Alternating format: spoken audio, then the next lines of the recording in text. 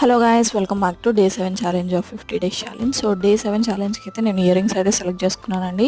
So ఎలా చేయాలి ఏంటి అనేది ఫుల్ వీడియోలో నేను డీటెయిల్గా ఎక్స్ప్లెయిన్ చేస్తాను. ఈ వీడియోలో నేను చూపించే ఇయర్ రింగ్స్ అయితే ఒకరికైతే స్పెషల్ గిఫ్ట్గా అయితే వెళ్ళబోతున్నాయి. సో అది ఎవరికి అని అంటే, సో నెక్స్ట్ వచ్చే మంత్ ఏంటి, జూలై కదా. సో జూలైలో ఎవరి అయినా బర్త్డేస్ ఉంటే నాకు మీ బర్త్డే డేట్ అనేది కామెంట్లో మెన్షన్ చేయండి.